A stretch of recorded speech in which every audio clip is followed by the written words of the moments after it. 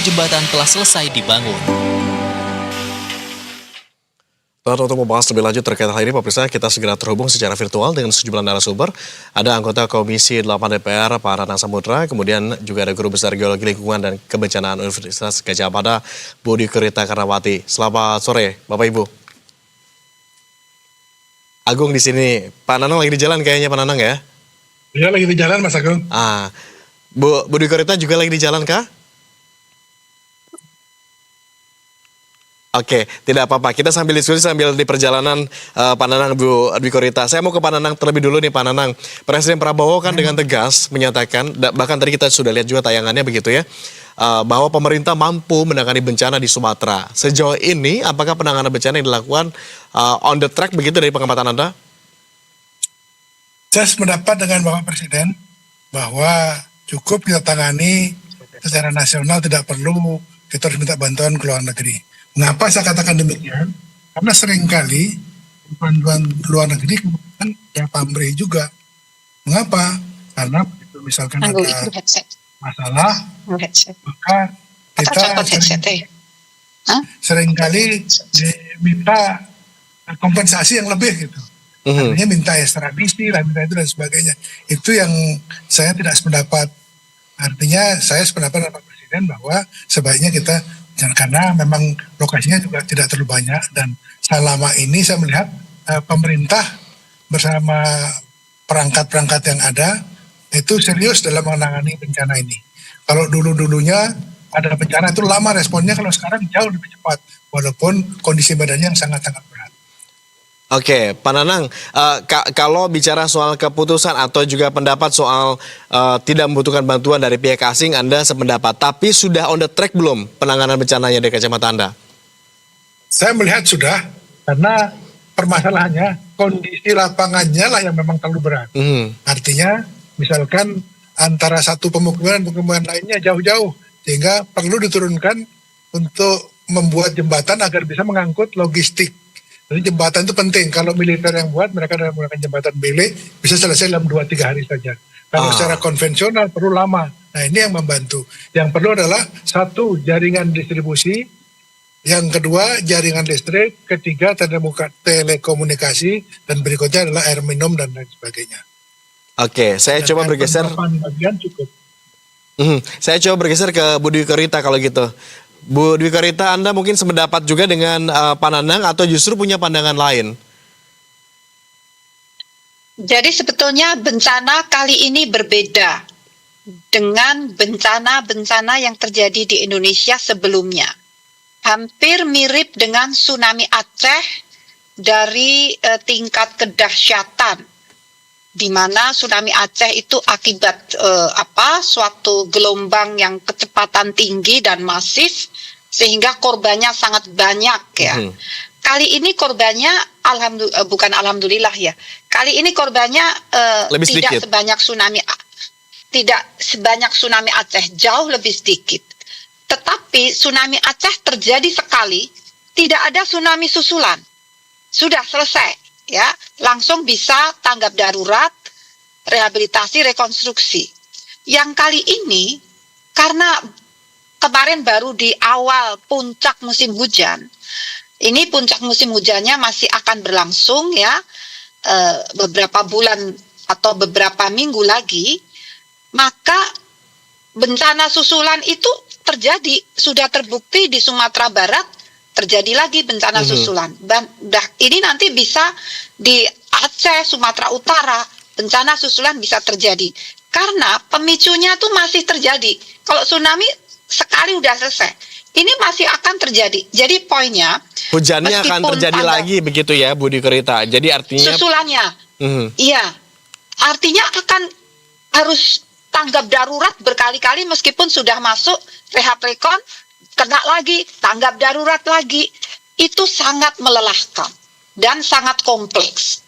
Meskipun sudah on the track ya, tapi karena kompleks dan berulang-ulang, maka saya sependapat dengan yang disampaikan Bapak Presiden, akan dibentuk suatu badan atau satgas. Kalau satgas sudah dibentuk ya, tapi barangkali lebih kuat dalam bentuk badan yang seperti Aceh itu ya, rehabilitasi, rekonstruksi. Karena meskipun pemerintah atau pejabat-pejabat kita sudah bekerja keras, turun ke lapangan, namun tugas utama beliau itu kan tidak hanya menangani bencana di Sumatera Utara. Tugas-tugas yang lain kan masih banyak. Nah, badan khusus ini hanya khusus fokus total menangani bencana di Aceh, Sumatera Barat, Sumatera Utara, tanpa mengecilkan peran pejabat-pejabat yang sudah bekerja keras. Persoalannya, karena akan terulang-ulang sampai periode ya paling tidak Februari, Maret ya. Sampai musim hujannya terhenti begitu ya? Iya. Jadi itu bedanya ya. Bukan berarti tidak on the track. Ini bukan persoalan itu. Tetapi persoalan repetitionnya dan sangat kompleks. Kalau tsunami itu kan hanya di sepanjang pantai pesisir, masuk 5 km. Ini sampai ke kaki gunung, sampai masuk ke hulu ke arah hulu sungai, dan banyak das yang kena. Tsunami kan lokal di wilayah tertentu. Jadi selain medannya berat, medannya nggak ada bencana aja berat, apalagi ada bencana. Sehingga effort yang dicurahkan menuntut effort yang lebih tanpa mengurangi apa yang sudah diperjuangkan, tanpa mengecilkan apa yang sudah diperjuangkan. Karena bencananya memang beda, demikian. Bu Dwi Korita, kalau gitu mungkin bisa Anda gambarkan perbedaan menangani bencana yang katakanlah bencana tunggal sekali terjadi dengan bencana yang punya potensi repetisi cukup tinggi, seperti bencana yang saat ini terjadi begitu di Sumatera dan juga di Aceh ini begitu, karena hujannya kan masih akan terus terjadi tadi seperti Anda sampaikan sampai bulan Februari mendatang. Maka penanganannya tuh biasanya yang normal, yang tunggal itu apa saja tahap-tahapnya, kemudian kalau yang sekarang sebaiknya apa dulu gitu? Nah, kalau yang tunggal ini tadi sudah on the track ya. Awalnya tuh sebenarnya harusnya mitigasi atau pencegahan ya. Jadi sebelum ada bencana itu kan misalnya BMKG di bulan September itu sudah menyampaikan peringatan bahwa November akan memasuki puncak musim hujan dan diprediksi dapat terjadi banjir bandang, longsor, banjir, terutama di daerah yang lingkungannya rusak ya. Itu sudah ada sejak September, sudah ada. Masuk Oktober, peringatan dini diulang lagi, bahkan diulang-ulang lagi sampai masuk bulan November, sampai seminggu sebelum bencana, peringatan dini hujan lebat sampai ekstrim sudah ada. Kemudian terjadi bencana, lalu tanggap darurat, itu sudah dijalankan, ya, dengan menolong korban diprioritaskan, kemudian kita menuju ke rehab rekon. Itu yang tunggal bencananya ya. Nah, kalau yang terjadi kali ini sudah sampai tanggap darurat menuju rehab rekon, itu bisa saja tanggap darurat lagi karena ada bencana susulan lagi, dan mestinya bersamaan saat proses tanggap darurat mitigasi itu tetap harus berjalan karena melindungi saat pertolongan korban itu kan juga mengerahkan tenaga ke lapangan, dan masyarakat yang selamat itu kan harus dilindungi, jangan sampai menjadi korban berikutnya. Nah, jadi bersamaan dengan tahap tanggap darurat, mitigasi dan pencegahan harus berjalan. Jadi berlapis. Kemudian, ada upaya yang paralel dilakukan ya, sambil tahap A tapi lakukan juga tahap yang B gitu ya? Iya, jadi paralel, bahkan bisa triple paralel. Ada tanggap darurat, ada pencegahan, ada mitigasi, gitu. Jadi tidak hanya tunggal satu fase berjalan, dan itu membutuhkan armada atau kekuatan yang lipat. Nah, itulah kenapa seandainya nanti rehab rekon itu pun bersamaan dengan tahap pencegahan, mitigasi, tanggap darurat juga mungkin terjadi juga kalau ada bencana susulan. Makanya kalau disambi artinya kan para pimpinan itu kan tugasnya macam-macam ya. Jadi lebih tepat kalau ada fokus badan yang benar-benar hanya memikirkan Aceh, Sumatera dan Sumatera Utara dan Sumatera Barat. Jadi fokus di situ, lintas sektor ya, juga melibatkan relawan, mirip seperti Aceh saat itu ya. Saat itu bencananya hanya tunggal, tidak sekompleks ini, tapi karena skalanya besar juga membutuhkan badan khusus. Nah, itu pandangan kami. Demikian. Kita konfirmasi kalau gitu ke Pak Nanang. Pak Nanang, tadi Bu Dwi Korita sudah menyampaikan bahwa karakteristik bencana kali ini berbeda dengan bencana yang sebelumnya ada. Contoh dengan tsunami Aceh tahun 2006 lalu.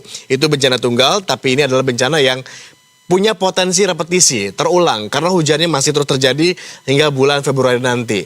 Melihat karakteristik yang juga berbeda, tadi Bu Dwi Korita juga menyampaikan bahwa ini effortnya harus berlipat ganda, triple bahkan paralelnya katanya. Kira-kira kita mampukah melaksanakan atau juga melakukan tata laksana ini dengan tepat, dengan baik, dengan effort yang juga berkali lipat begitu? Saya menganalogkan dengan kejadian gempa. Kebetulan saya tinggal di Lombok. Dan pada saat gempa itu juga berulang-ulang repetisi seperti kata Bu Dwi Korita tadi, bahwa memang tidak mudah menyelesaikannya, tetapi sepengetahuan saya bencana yang besar itu cuma satu kali saja datangnya. Setelah itu paling ada kecil-kecil tidak besar. Artinya perlu ada effort, tapi tidak terlalu berlebihan. Kita harus menyiapkan seolah-olah seperti kita akan menghadapi kondisi yang sama. Tetap ada mitigasi, ada kontingensi juga ada, rehab rekon juga ada. Hanya saja itu dijalankan secara paralel, tetapi yang paling fokus adalah penanganan darurat, tanggap daruratnya, itu yang paling penting. Dan itu selama ini saya lihat sudah jalan. Tinggal sekarang menurut pemerintah saya mendengar bahwa uang ada, jadi kita tidak perlu khawatir dengan uang. Tapi sekarang tinggal peralatan sama sumber daya manusia yang bisa terjun ke lapangan, itu yang perlu ditingkatkan dan di-manage dengan bagus. Untuk membentukkan satu badan sebenarnya saya sangat setuju, sangat mendukung. Karena itulah yang kita tunggu-tunggu dari awal. Segera dibentuk badan untuk bisa menangani semacam waktu itu Pak saya lupa, Mangku Subroto yang jadi koordinatornya, dan itu pun informasi yang saya terima, beliau pun akan dipinjam oleh negara lain untuk menangani kasus seperti lama di tempat yang lain. Jadi perlu buat satu badan yang khusus menangani kawasan 3 provinsi yang terkena bencana tadi. Setidaknya Bu Dwi Korita, Pak Nanang sudah ada di halaman yang sama ya, sepakat untuk pembentukan badan yang fokus untuk katakanlah menangani bencana yang terjadi di wilayah Aceh dan Sumatera ini diadakan begitu ya. Tetapi untuk masalah SDM kemudian alat, Pak Nanang, saya ingin coba konfirmasi dari kacamata Anda. Kita punyakah itu, mampukah kita mengadakan itu? Untuk kemudian mengurai permasalahan yang ada, mengentaskannya menjadi lebih cepat? Saya melihat cukup peralatan kita. Cukup, hanya saja tempatnya masih terdistribusi di beberapa tempat. Nah, perlu di sini alat angkut, kapal-kapal yang mengangkut alat-alat bantu tadi untuk bisa menyelesaikan misalkan jembatan-jembatan yang terputus dan lain sebagainya, itu prioritas. Kemudian tower-tower listrik itu juga perlu segera diselesaikan. Hanya saja saya melihat dalam pelaksanaan operasi di lapangan tidak harus mendatangkan listrik dari tempat, tapi cukup dengan mendatangkan genset ukuran mini, artinya tidak kecil tapi cukup untuk menaungi satu wilayah. Jadi dengan yang penting bahan bakarnya ada. Jadi genset-genset ini sangat-sangat diperlukan. Saya ke Bu Dwi Korita kalau begitu. Tadi Pak Nanang juga menyebutkan biasanya bencana besar hanya ada satu kali. Setelahnya bencananya relatif kemudian tidak akan sebesar dengan yang pertama. Ada tentu dampak multidimensi begitu akibat dari bencana yang terjadi repetisi ini. Mungkin Anda bisa jabarkan Bu Dwi Korita dampak multidimensi yang bisa saja terjadi akibat bencana yang terulang. Repetisi ini apa aja? Sebetulnya agak berbeda ya. Kami kebetulan juga waktu di BMKG menangani gempa ya. Jadi gempa itu memang ada gempa yang agak besar setelah 2 minggu ya. Tapi setelah itu kecil-kecil gitu ya. Nah, dan medannya di Lombok itu saat itu tidak seberat di Sumatera Utara. Ini mohon maaf. Nah, kalau yang di Sumatera Utara, Barat, dan Aceh, bencana susulan itu ada silih berganti, meskipun tidak sebesar bencana yang pertama, tapi kesulitan utama dalam logistik itu medan. Jadi saya setuju bahwa pertolongan itu mungkin lebih tepat dari lokasi sekitar. Tidak harus selalu mendatangkan dari Jakarta ya. Lokasi sekitar di mana oleh masyarakat setempat yang sudah bisa tahu medannya. Poinnya kalau terjadi repetisi, meskipun korbannya tidak sebanyak yang pertama, tapi menutup jalur logistik, longsor lagi, jembatan yang sudah dibangun, a'udzubillahi min dzalik, bisa terputus lagi ya, meskipun tidak ada korban. Dan itu mengakibatkan pertolongan jadi tidak ada pengulangan. Jadi itu mengurangi kemajuan untuk menolong, karena kan ada di pelosok-pelosok. Medannya tuh memang berat ya. Kalau tidak ada bencana pun berat, apalagi tertutup lagi oleh longsor. Longsor itu tidak sebesar yang pertama, tapi cukup untuk memutus jalan, cukup untuk memutus jembatan, dan nanti kesulitan logistik lagi. Jadi agak unik memang. Terus terang aja, saya melihat ini memang tantangannya lebih berat, jauh lebih berat dari bencana sebelumnya, sehingga effortnya memang harus lipat dan ada terobosan. Misalnya juga menggerakkan, saya yakin sudah berjalan itu, terutama yang lokal-lokal, pertolongan dari lokal itu oleh masyarakat lokal, karena mereka yang tahu medannya, tidak perlu mempelajari lagi, sudah tahu, oh ini harus lewat sana, lewat sini, lewat sana. Tapi kalau misalnya dari Jakarta kan harus mengamati dulu, mempelajari dulu, padahal itu dibutuhkan segera. Jadi demikian. Oke, alat berat dan berbagai hal tentu juga perlu diturunkan begitu ke sana, begitu Bu Dwi Korita. Betul. Dan kalau terhambat jalannya kena bencana susulan, itu juga akan mengganggu. Ya, ini yang kemudian menjadi tantangan juga ya, bagaimana alat berat bisa masuk ke sana untuk melakukan evakuasi kalau ternyata jalurnya juga kemudian terputus lagi. Terputus lagi, udah dibangun terputus lagi gitu kan. Jangan-jangan mungkin kuncinya ada di koordinasi juga antara pemerintah pusat dan pemerintah daerah. Mungkin bisa dielaborasi oleh Pak Nanang. Sejauh ini dari kacamata Anda melihatnya seperti apa, Pak Nanang? Apakah koordinasi antara pemerintah pusat dan pemerintah daerah sudah cukup begitu? Jadi selama ini memang pemerintah pusat sudah melakukan koordinasi, dan saya melihat dari BNPB itu menempatkan seorang deputinya di masing-masing provinsi yang terkena bencana. Dan situ koordinasinya juga sudah berjalan. Hanya saja masyarakat di peringkat daerah itu masih panik.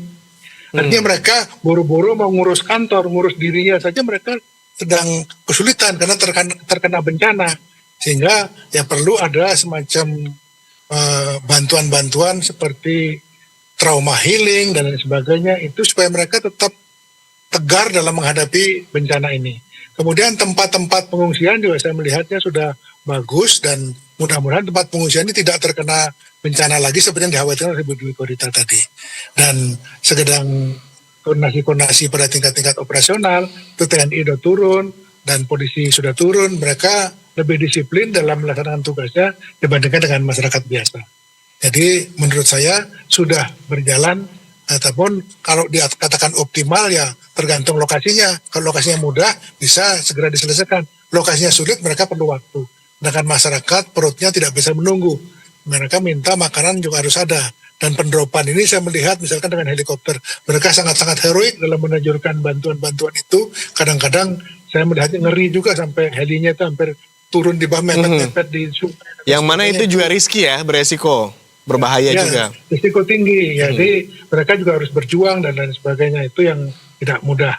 Tapi upaya-upaya kesungguhan itu saya melihatnya sudah jauh lebih bagus. Karena kalau kita melihat dari sistem pengendalian yang sekarang, itu di tiap-tiap desa kan ada Babin Kamtipmas, polisi, sama Babin yang tentara. Itu mereka mereport ke tingkat atas itu sudah sangat bagus sekali. Jadi setiap ada kejadian setempat, cepat diredam lebih awal. Oke. Tadi kami juga sebelum diskusi ini Pak Nanang, Bu Dwi Korita sempat lakukan live report begitu dengan tim lapangan kami yang menyebutkan khusus di wilayah Aceh Tamiang listrik dari PLN belum masuk, tetapi warga bisa memanfaatkan genset yang tersedia di sejumlah titik tertentu begitu untuk melakukan pengisian daya dan kebutuhan listrik lainnya. Tapi adakah jaminan kapan kira-kira biasanya kemudian listrik ini kemudian bisa masuk secara merata kembali, Pak Nanang? Mungkin ini sudah terkoordinasi kalau tadi Anda menyebutkan komunikasi antara pemerintah pusat dan pemerintah daerah sudah sangat baik begitu? Jadi kalau listrik, jaringan tegangan tingginya itu agak sulit. Kalau jaringan tegangan rendah mungkin mudah. Tegangan tinggi ini yang perlu, artinya narik kabel pada tempat-tempat yang sulit, medan yang sulit, itu tidak mudah, perlu waktu. Sedangkan kalau waktunya secara teknis, mungkin teman-teman dari PLN atau Kementerian Energi, mereka akan lebih paham tentang itu. Oke. Tapi walaupun demikian, saya yakin pembangunan ini tidak sesulit membangun konstruksi, misalkan panjang jembatan panjang dan lain sebagainya. Mengapa? Karena kalau misalkan bangunan-bangunan sipil itu ngecor beton, saya minimal perlu waktu 4 minggu, 28 hari. Nah ini kita tidak harus menunggu itu untuk membangun semacam jaringan-jaringan tegangan tinggi. Baik, jika komunikasi sudah baik, koordinasi antara pusat dan daerah juga sudah baik, begitu tentu harapan kami mudah-mudahan berbagai permasalahan khususnya mungkin yang lebih dulu ada listrik juga bisa segera kemudian masuk tertangani. Terakhir mungkin untuk Bu Dwi Korita, setelah tahap pemulihan bencana begitu apa yang harus menjadi prioritas? Tadi mungkin sempat di-mention sedikit oleh Pak Nanang soal trauma healing dan sebagainya. Dari kacamata Anda seperti apa Bu Dwi Korita? Itu betul, bahkan trauma healing itu kan semestinya sudah sejak tahap tanggap darurat ya. Artinya sekali lagi paralel ya, dan itu tetap terus berlangsung. Namun juga penting untuk hunian sementara dan nanti dilanjutkan untuk hunian tetap. Ini kan masyarakat kan tidak bisa seterusnya ada di tenda atau di tempat yang tidak atau kurang manusiawi gitu ya. Jadi hunian sementara dan hunian tetap ini perlu segera difikirkan, dan kami memandang untuk hunian tetap itu mohon tidak atau mohon memperhatikan jangan diletakkan di tempat zona merah atau zona bahaya. Artinya perlu dipetakan ulang zona-zona mana yang masih bisa dihuni secara aman, karena bencana ini berulang. Tahun 2003 pengulangan banjir bandang ini 50 tahun. Tahun ini 2022 periode ulangnya 20 tahun, 22 tahun. Nah, kalau hunian tetap itu ditargetkan untuk tinggal lebih dari 20 tahun, mestinya jangan di lokasi yang sama. Itu. Baik. Kecuali kalau untuk hunian sementara itu tidak masalah, asal ada sistem peringatan dini, sistem perlindungan dan pemulihan kerusakan lingkungan. Jadi untuk rehabilitasi rekonstruksi harus dibarengi dengan pemulihan kerusakan lingkungan, karena akan memperpendek periode ulang bencana, bisa hanya 10 tahun lagi kalau lingkungannya rusak, atau bisa hanya 5 tahun, dan akhirnya kalau kita nekat terus merusak, bisa setiap tahun terjadi bencana seperti ini. Tergantung kondisi lingkungan kita. Itu tentu mohon itu yang tidak kita inginkan ya, Bu Dwi Korita. Jangan sampai terjadi. Ya, maka pulihkan lingkungan itu. Oke, tapi dengan bencana ini tentu harusnya berbagai pihak yang tentu berwenang begitu ya, sudah bisa memetakan kira-kira wilayah mana yang kemudian aman untuk kemudian didirikan hunian baru, dipetakan karena sudah ada kajian secara empirisnya begitu ya, di titik mana saja. Terima kasih Bu Dwi Korita sudah berbagi insight bersama kami. Terima kasih Pak Nanang sudah berbagi juga insight bersama kami. Selamat kembali beraktivitas. Hati-hati di jalan Bapak Ibu. Terima kasih. Selamat malam Pak Nanang, Mas ini anchornya. Makasih. Waalaikumsalam. Saya ditelepon banyak pimpinan